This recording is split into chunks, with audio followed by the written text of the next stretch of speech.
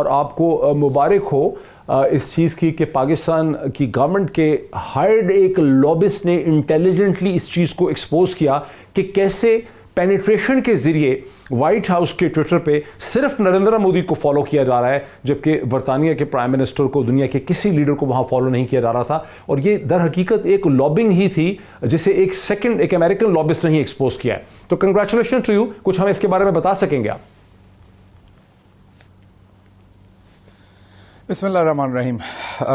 शुक्रिया मोहित। देखिए, आप उन चंद पाकिस्तानियों में से पाकिस्तानी हैं जो इंडिया का जो अमेरिका में बढ़ता हुआ असर रसूख था और स्पेशली पिछले 10 से 15 साल में जो वो बहुत ज़्यादा बढ़ा, आप उस पर लिखते भी रहे हैं, बोलते भी रहे हैं और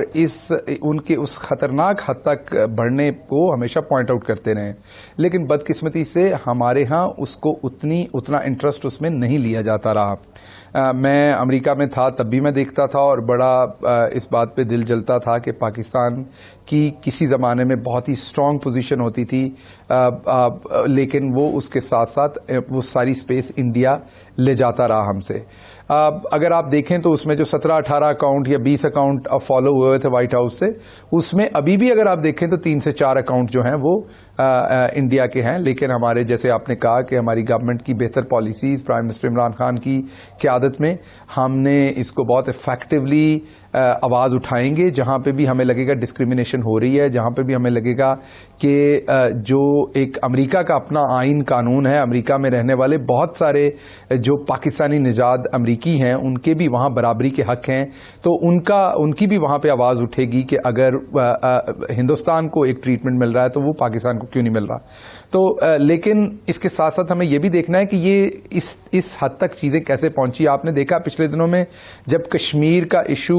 बहुत ही हाईलाइट हुआ, स्पेशली उसमें वो हाईलाइट इसलिए हुआ, मैं ये कहूँगा इसलिए नहीं कि मैं उनके साथ काम करता हूँ, लेकिन ये आप भी इस बात के गवाह हैं, मैं भी, पूरा पाकिस्तान भी, कि जिस तरीके से प्राइम मिनिस्टर इमरान खान ने कश्मीर के इशू को एक चेहरा और आवाज़ दी, वो इससे पहले नहीं मिल सकी बहुत सारे सालों से ही। बल्कि जब से कश्मीर की, मैं कहूँगा, ये चली है मूवमेंट, इस तरीके से हमारे किसी हेड ऑफ स्टेट ने इतने इफेक्टिवली जाके वर्ल्ड प्लेटफॉर्म के ऊपर वो चीज़ें जो होने वाली थी इंडिया में, कुछ तो हो रही थी और जो होने वाली थी उनको भी पहले से लोगों को मुतला किया और आज वो पूरी दुनिया मान रही है। तो आपने देखा होगा जब ट्विटर के ऊपर पाकिस्तानी यूथ ने, चूंकि आप तो एक टॉप रेटेड अमेरिकन यूनिवर्सिटी से, डॉक्टर साहब, चूंकि आप एक top of the line American university से वाबस्ता रहे हैं, किसी कॉलेज से नहीं बल्कि एक मेजर यूनिवर्सिटी से आप वाबस्ता रहे हैं शिकागो में,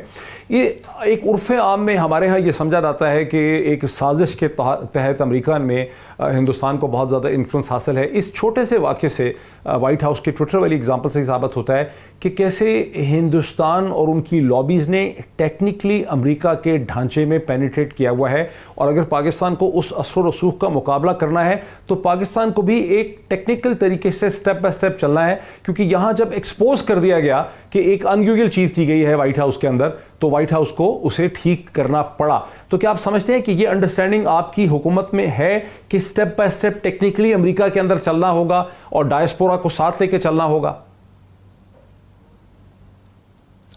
जी मोहित, ये बड़ा इंटेलिजेंट क्वेश्चन है, क्योंकि बुनियादी तौर पर अगर आप देखें तो पाकिस्तान में इस चीज़ की अंडरस्टैंडिंग ही नहीं थी। पाकिस्तान में ये समझा जाता था शायद पूरे अमेरिका में तमाम के तमाम लोग जो हैं वो किसी स्ट्रेटजी के तहत पाकिस्तान को एलिनेट,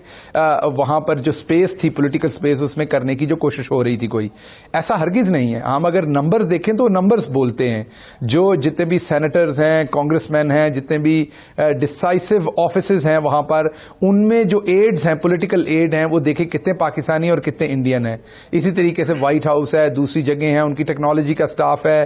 टेक्निकल एरियाज हैं, पॉलिसी के एरियाज हैं, थिंक टैंक्स हैं। आप देखें कि वहां पे कितनी ज्यादा इंडियन नेशनल्स की वहां पर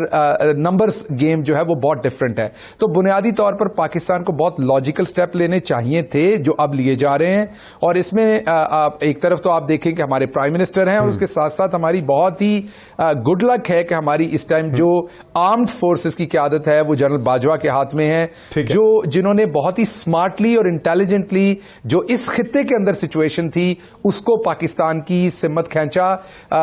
पिछले चंद सालों